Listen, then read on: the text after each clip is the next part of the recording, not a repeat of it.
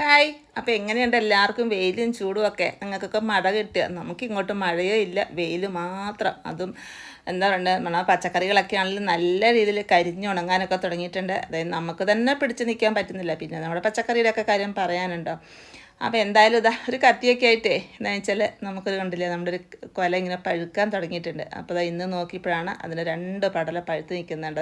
ഇതേതാണെന്ന് വെച്ചാൽ നമ്മുടെ ചുണ്ടില്ല കണ്ണനാണ്. അതായത് ചുണ്ടില്ല കണ്ണൻ അല്ല ചുണ്ടില്ല പൂവെന്നൊക്കെ പറയല്ലേ. നമ്മുടെ മറ്റുള്ള വാഴ പോലെ ഇതിന് ചുണ്ടുണ്ടാവില്ല. നല്ല ടേസ്റ്റാണ് കേട്ടോ ഈ ഒരു എന്താ പഴത്തിന്. അപ്പോൾ ഇതിനെപ്പറ്റി അറിയുന്നവർക്കാണെങ്കിൽ ഇതാ കുറേ പേര് ഇതിൻ്റെ വിത്തൊക്കെ ആയാലും അന്വേഷിച്ച് നടപ്പുണ്ടായിരുന്നു. അതായത് പണ്ട് കാലങ്ങളിലൊക്കെ ഇത് ഇഷ്ടംപോലെ ഉണ്ടായിരുന്നേ. പക്ഷേ ഇപ്പോൾ ഇതിന് വംശനാശം വന്നു തുടങ്ങി. കാരണം എന്ന് വെച്ചാൽ ഇവിടെ അങ്ങനെ കിട്ടാനും ഇല്ല, കാണാനും ഇല്ലല്ലേ. അപ്പോൾ നമ്മുടെ കുഞ്ഞു മക്കൾക്കൊക്കെ ആണെങ്കിലും നമുക്കിത് ഉണക്കി പൊടിച്ച് കൊടുക്കാനും ഒക്കെ നല്ലതാണ് കേട്ടോ ഈ ഒരു കാര്യം. അപ്പോൾ ഇതിന് മാർക്കറ്റിൽ നല്ല ഡിമാൻഡാണ്, നല്ല വിലയും ഉണ്ട്.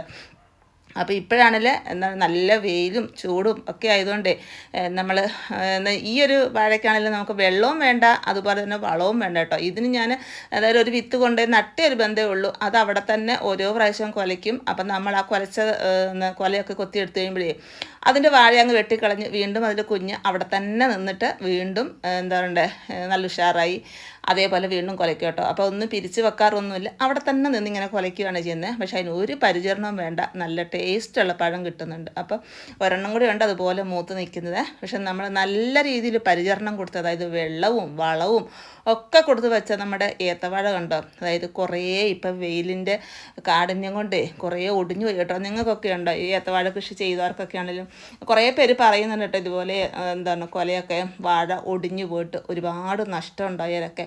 അപ്പോൾ ഇത് കണ്ടോ നമ്മുടെയൊക്കെ കൊല കണ്ടില്ലേ, ഇതുപോലെ വാഴ ഒടിഞ്ഞ് എത്ര കെട്ടിയും നമ്മൾ കുത്തു കൊടുത്താലും ഒന്നും നിൽക്കുന്നില്ല കേട്ടോ. ഇതേപോലെ നമ്മുടെ വാഴ ഒടിഞ്ഞു പോയി. അതും മൂക്കാത്തതാണ് കേട്ടോ, കൊലയ്ക്കാത്ത വാഴ പോലും ഒടിഞ്ഞിട്ടുണ്ട്. അപ്പോൾ കറിക്കായ്ക്ക് കണക്കിന് ആ ഒരു രീതിയിലാണ് ഇതൊക്കെ ഒടിഞ്ഞു പോയേക്കുന്നത്.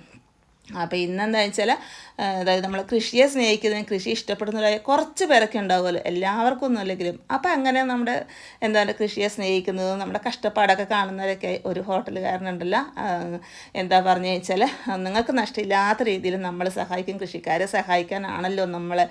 അപ്പോൾ അങ്ങനെ എന്താ കറിക്കായ ആയതൊക്കെ ആണെങ്കിൽ കൊത്തി നമുക്ക് കൊണ്ടു തന്നേരെ. അവർക്ക് അതെന്ന് ഡെയിലി അവർക്ക് കറിക്കൊക്കെ ഉപയോഗിക്കണമല്ലോ. അപ്പോൾ അവർ പുറത്തുനിന്ന് കടകളിൽ നിന്നൊക്കെ എന്താണ് പുറത്തുനിന്ന് വരുന്ന കായൊക്കെയാണ് വാങ്ങുന്നത്. അപ്പം നമ്മൾ നല്ല എന്താ ജൈവവളങ്ങളൊക്കെ ഇട്ട് നട്ട് വളർത്തുന്നതാണല്ലോ. അപ്പോൾ അങ്ങനെ നിങ്ങൾ ഒരു ബുദ്ധിമുട്ടും വിചാരിക്കേണ്ട, കൊത്തി ഇങ്ങെടുത്തോണ്ട് പോരെയെന്ന് പറഞ്ഞു കേട്ടോ.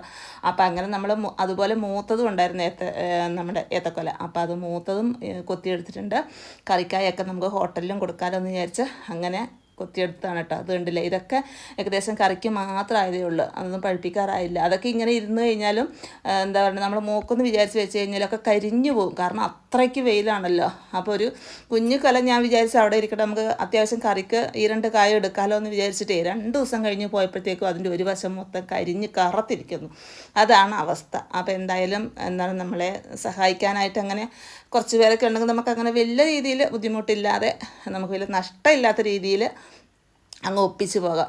അപ്പോൾ അങ്ങനെ ഒടിഞ്ഞു പോയതൊക്കെ ഇതാ ഇത് കണ്ടില്ലേ. അതൊക്കെയാണേലും ഇപ്പം നേരത്തെയൊക്കെ എന്നാൽ ഞാൻ ആഴ്ചയിൽ 2 പ്രാവശ്യമൊക്കെ അങ്ങനെ നനച്ച് കൊടുക്കുമായിരുന്നല്ലേ. ഇപ്പം നല്ല വെയിലൊക്കെ ആയതുകൊണ്ട് എന്താ പറയുക, ഡെയിലി വെള്ളം ഒഴിച്ച് കൊടുക്കുമായിരുന്നു. അത് നമ്മൾ കായൊക്കെ അതിൻ്റെ കായൊക്കെ നനയുന്ന രീതിയിലൊക്കെ വെള്ളം ഒഴിച്ച് കൊടുക്കുമായിരുന്നു. പക്ഷേ എന്നിട്ടും വെയിൽ കൊണ്ട് അങ്ങോട്ട് സഹിക്കാൻ പറ്റാത്ത രീതിയിലായി, അങ്ങനെ ഒടിഞ്ഞു പോയതാണല്ല. ഒരുപാട് പേർക്കുണ്ട് കേട്ടോ ഇതുപോലൊരവസ്ഥ. അതായത് ഏത്തക്കൊല വെച്ചവർക്കൊക്കെ ഇപ്പം വിചാരിക്കുന്നത് നമ്മൾ ഏത്തവാഴയെക്കാളും നല്ലത് പൂവൻ വാഴയോ അതുപോലെ ഇപ്പോൾ ഈ കണ്ട നമ്മുടെ ചുണ്ടില കണ്ണൻ അങ്ങനെയൊക്കെയുള്ളതിനാണെങ്കിൽ ഒരു ദോഷമില്ല കേട്ടോ, ഒടിഞ്ഞു പോകുന്നുമില്ല. എന്താ പറയുക, വലിയ രീതിയിലുള്ള പരിചരണങ്ങളോ അങ്ങനെ എപ്പോഴും നനയ്ക്കുകയോ ഒന്നും വേണ്ടല്ലോ. അപ്പോൾ ഇതെന്തായാലും ഇന്ന് നമുക്ക് നമ്മുടെ ചുണ്ടിലാക്കണ്ണനും നമ്മുടെ ഏത്തക്കലയൊക്കെ ആയിട്ട് ഇത്രയും പറിച്ചിട്ടുണ്ട് കേട്ടോ, അത് കൊത്തിയെടുത്തിട്ടുണ്ട്. ഇനി നമുക്കിതൊക്കെ രാവിലത്തേക്ക് നമുക്ക് കൊണ്ട് കൊടുക്കണം. അപ്പം അങ്ങനെ എന്താ പറയുക, അതിൻ്റെ കൂട്ടത്തിൽ നമുക്ക് കുറച്ച് ചീരയ്ക്കും കൂടി ഓർഡർ ഉണ്ടായിരുന്നേ. അപ്പോൾ അങ്ങനെ കുറച്ച് ചീരയും കൂടെ പറിച്ച് രാവിലെ ആയപ്പം എന്നെ കൊണ്ട് കൊടുത്തേക്കാമെന്ന് വിചാരിച്ചേട്ടോ. അപ്പോൾ ഇന്നത്തെ നമ്മുടെ കുഞ്ഞു വീഡിയോ ഇത്രയേ ഉള്ളൂ. ഇഷ്ടപ്പെട്ടാലൊന്ന് ലൈക്ക് ചെയ്യണേ.